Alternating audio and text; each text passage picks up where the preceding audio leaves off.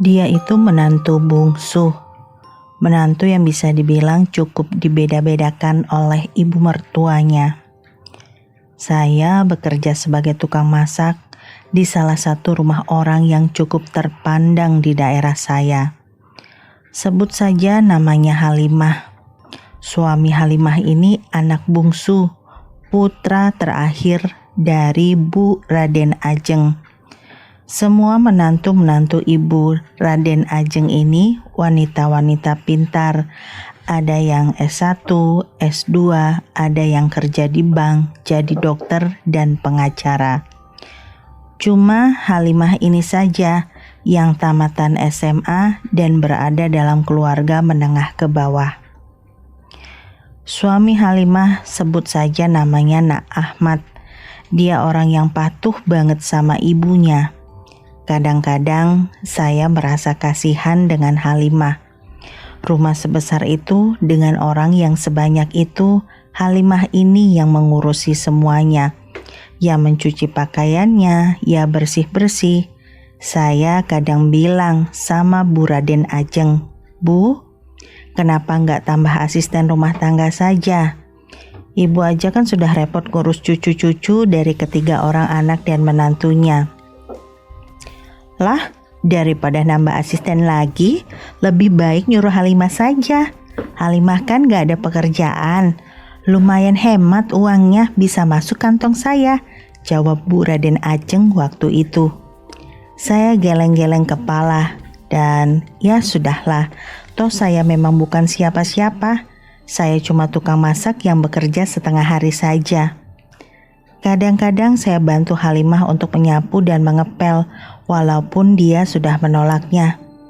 "Jangan Bu Janah, Bu Janah kan sudah capek masak. Kalau Bu Janah bantu-bantuin saya, nanti Bu Janah bisa kena marah Mama," jawab Halimah waktu itu. Saya melihat wajah Halimah yang semakin hari semakin pucat, ditambah lagi perutnya yang semakin membesar. Kadang saya buatkan beberapa masakan sayuran. Saya rela mengeluarkan uang pribadi agar Bu Ajeng gak marah. Saya benar-benar merasa kasihan dan iba. Saya ini memang sebatang kara dalam artian tidak memiliki saudara. Tinggal bersama suami saya saja. Anak-anak kami gak punya, sehingga saya menyayangi Halimah seperti saya menyayangi anak saya sendiri. Kadang-kadang saya cerita sama suami saya, kasihan banget menantu Bu Ajeng yang bungsu itu. "Kenapa dia nggak pulang ke rumah ibunya aja sih?" tanya suami saya waktu itu. Saat kami sama-sama merasa kasihan, namun tidak bisa melakukan apa-apa. "Mungkin Halimah juga punya pertimbangan sendiri," jawab saya. Jadi kami cuma bisa berdoa yang terbaik supaya Halimah ini akan bahagia suatu hari nanti. Ibu Ajeng memang terlihat pilih kasih sekali, membeda-bedakan menantunya. Menantu yang memiliki titel dan memiliki banyak uang selalu dipuji-puji dan dibanggakan. Berbeda sekali dengan Halimah, dan itu secara terang-terangan dan tidak pernah malu-malu untuk mengatakannya kalau dia memang tidak begitu suka sama Halimah. Halimah berbesar hati, dia tetap menyayangi kakak-kakak iparnya, tetap menyayangi mertuanya. Kadang-kadang saya nggak habis pikir, saya juga sekali waktu menasehati Ahmad, tapi Ahmad sepertinya sudah dicuci otaknya oleh Bu Ajeng. Bu Ajeng kadang marah sama saya, dia bilang, "Janah, kamu jangan terlalu ikut campur." Terus saya jawab saja, "Ya maaf Bu, saya cuma kasihan aja. Sebenarnya saya bukan takut diberhentikan. Saya itu takut kalau saya berhenti, gak ada lagi yang merhatiin Halimah, gak ada yang bikinin masakan yang sehat buat dia. Sementara kalau gak ada saya, kadang-kadang dia itu cuma makan mie instan saja. Kadang-kadang gak makan sama sekali. Padahal kan ibu hamil butuh asupan bergizi, butuh makan yang sehat, dan itu sama sekali tidak pernah ia dapatkan. Kadang ketika weekend ada begitu banyak cucian yang menggunung, Bu Ajeng dan menantu-menantunya ini sama sekali nggak memiliki niatan untuk membantu Halimah. Saya nggak mengambil hari libur, saya tetap masuk di hari Sabtu dan Minggu dan membantu Halimah. Aduh Jana, kamu ini repot-repot banget sih datang hari Sabtu dan Minggu. Apa minta tambahan gaji? Saya bilang nggak apa-apa, nanti Bu Ajeng kerepotan cari tukang masak, ucap saya berbohong waktu itu. Padahal saya cuma kepengen membantu Halimah yang pasti kerepotan setiap weekend. Sampai akhirnya Halimah kelelahan. Suatu hari dia jatuh tergelincir dari tempat laundry di lantai 2. Di sana ada satu menantu Bu Ajeng yang menyuruhnya naik dan turun untuk mengambilkan cucian. Waktu itu saya ada di dapur. Saat Halimah menggelinding dari lantai 2, saya berteriak histeris, tapi terlambat. Saya mengetahuinya. Pendarahan hebat dan dia tak sadarkan diri di tempat. Saya memanggil Bu Ajeng dan suaminya. Waktu itu Bu Ajeng malah terlihat santai-santai saja. Ah sudahlah Jana, paling si Halimah itu cuma pura-pura aja. Memang Bu Raden Ajeng ini mertua yang jahanam banget, pikir saya waktu itu. Saya langsung berteriak-teriak memanggil tetangga. Barulah ketika tetangga-tetangga datang beserta Pak RT dan Bu RT, Bu Ajeng ini pura-pura histeris, pura-pura panik. Padahal saya tahu betul, saya lihat betul ekspresi wajahnya tadi. Sampai di rumah sakit, ternyata Halimah tidak bisa diselamatkan. Bayinya pun tidak selamat. Saya nggak mengerti apa namanya, tapi yang pasti keduanya memang benar-benar nggak selamat. Semua berlalu begitu saja, begitu cepat. Takziahan hanya digelar beberapa hari saja. Saya lanjut bekerja. Tapi hati saya sangat sakit melihat keluarga itu yang sempat-sempatnya tertawa bahagia ketika Halimah meninggal dunia. Pernah suatu hari, Ibu Ajeng meminta saya untuk memasak nasi urap. Ya sudah, saya masakin. Saya terkenang Halimah yang pernah begitu lahap ketika saya masak nasi urap. Semua sudah tersaji di meja jam 11:30 siang. Karena itu weekend, Ibu Ajeng meminta menantu-menantunya untuk makan bersama dirinya. Tapi ketika mereka masuk ke meja ruang makan, menarik kursi, mereka melihat ke arah kursi kosong yang kadang-kadang biasanya diduduki oleh Halimah. Di situ Ibu Ajeng kayak termenung selama beberapa detik, kemudian ketakutan, seolah-olah tengah melihat hantu, padahal tidak ada siapa-siapa di sana. Sama seperti Bu Ajeng, ketiga orang menantunya pun seolah-olah melihat hantu. Halimah, Halimah, ada Halimah, tunjuk mereka ke arah kursi itu. Saya cuma merinding, tapi tidak ada penglihatan apa-apa di kursi kosong itu. Ibu Ajeng dan 3 orang menantunya lari tunggang langgang masuk ke dalam kamar yang sama. Aneh banget, ucap saya.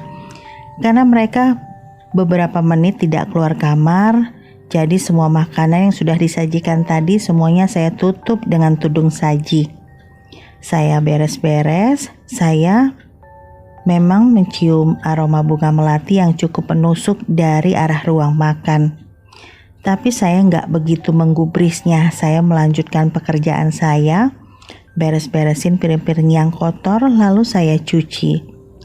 Di depan wastafel ada beberapa panci yang tergantung. Panci-panci kadang membuat bayangan-bayangan dan bentukan-bentukan di sekitarnya, walau bentuknya itu tidak begitu jelas ya. Dan di sana saya melihat seorang wanita berdiri di depan kulkas. Wanita itu berambut panjang, mengenakan baju tidur warna merah dengan kerah yang lebar. Saya ingat betul baju itu adalah baju tidur kesayangan Halimah. Beberapa hari kemudian ada kejadian lainnya. Waktu itu hujan turun dengan deras. Karena tidak ada Halimah, otomatis mereka mencuci sendiri. Bu Ajeng dan menantu-menantunya meminta saya untuk mencucikan pakaian mereka. Tapi saya bilang, boleh kalau Bu Ajeng mau menaikkan gaji saya 2 kali lipat. 3 kali lipat, bahkan 4 kali lipat, kata saya waktu itu. Gaji saya sebagai tukang masak cuma 400.000 dan itu saja sudah cukup keberatan. Kadang-kadang Bu Ajeng menguranginya menjadi 300.000 dengan alasan kadang-kadang saya suka ikut makan di sini. Saat seperti itu Bu Ajeng tentu saja menolak. Mana mau dia mengeluarkan uang banyak setiap bulannya untuk membayar saya. Jadilah Bu Ajeng kerepotan sendiri mencuci. Kadang-kadang dia marah-marah dengan ketiga orang menantunya. Karena menantunya nggak bisa mencuci dan nggak bisa menjemur pakaian. Saya cuma terkekeh melihat adegan itu. Hari itu ketika Bu Ajeng dan menantunya sibuk di ruang laundry di lantai 2. Tiba-tiba saja mereka ini lari kocar-kacir dari lantai 2 sambil memekikan nama Halimah. Yang paling duluan berlari itu adalah Bu Ajeng, disusul oleh 3 orang menantu lainnya. Mereka memang menggelinding jatuh terpleset bertumpuk-tumpukan. Tapi memang tidak sampai meninggal dunia walaupun saya berharap seperti itu. Mohon maaf, ini refleks saya karena saya tidak menyukai keempat orang itu. Mereka yang terjatuh terkilir kakinya. Empat-empatnya terkilir bengkak selama beberapa bulan dengan jalan yang terpincang-pincang. Dan itu sudah beberapa orang tukang urut yang datang dan gak ada satu orang pun yang bisa menyembuhkannya. Mungkin hampir 1 tahun bagian pergelangan kaki mereka itu bengkak dan sangat sulit berjalan. Lama-kelamaan kaki mereka bengkak besar menimbulkan urat-urat hijau keunguan yang sangat besar. Mereka sudah berobat ke beberapa dokter, tapi dokter tidak memiliki diagnosa apapun. Saat mereka sudah putus asa, sudah lelah dan mengeluh di meja makan tentang sakitnya itu, saya nggak tahu refleks aja tiba-tiba saya nyeletuk. Barangkali Bu Ajeng sama mbak-mbak ini banyak dosa. Coba gih minta maaf ke makamnya Halimah. Atau kalau enggak minta maaf sama orang tuanya Halimah, mungkin saja nanti bisa sembuh. Saya cuma ngasal saja waktu itu, tapi nggak tahu hati saya itu memerintahkan saya untuk berkata seperti itu kepada Bu Ajeng dan ketiga orang menantunya. Tapi saya nggak menyangka juga kalau beberapa hari kemudian akhirnya saran saya itu dituruti. Dari keempat orang itu, 1 orang menantu yang nomor 3 yang di atas Halimah, menantu yang kerja sebagai pengacara itu sembuh terlebih dahulu.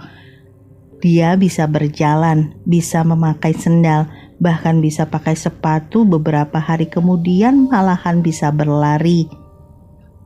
Sementara yang Ibu Halimah dan 2 orang menantu lainnya itu masih tetap bengkak seperti itu. Ibu Ajeng marah-marah sama saya. Ah, Bu Jana ini bohongan aja ngusulin usulan yang seperti itu.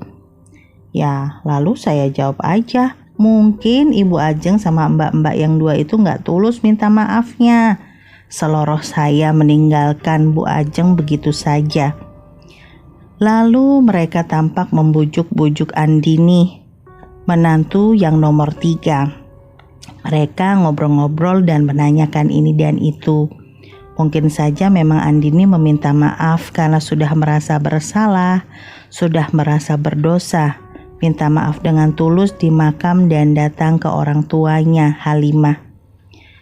Nah, saya sudah bosan dan gak mau lagi kerja di sana. Gak mau lagi ngeliat segala macam bentuk kezaliman, saling menyalahkan, tapi tidak ada yang mau introspeksi diri. Suami saya bilang, insya Allah nanti dapat rezeki lain. Jadi saya berhenti dari rumah Ibu Ajeng dan bekerja di rumah Bu RT. Dan di sana saya alhamdulillah cukup lama sampai Bu RT ini punya menantu dan punya cucu. Saya masih sehat walafiat dan sekarang masih bekerja di situ. Kalau teman-teman menanyakan bagaimana keadaan kaki Ibu Ajeng dan kedua orang menantunya, jawabannya yang satu masih tertatih-tatih berjalan, yang satu lagi kurang lebih sama. Dan Bu Ajeng sendiri untuk melakukan aktivitas apapun harus dibantu orang dan selalu berada di kursi roda.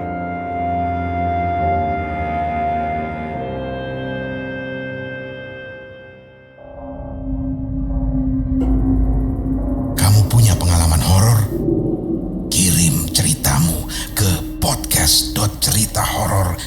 gmail.com.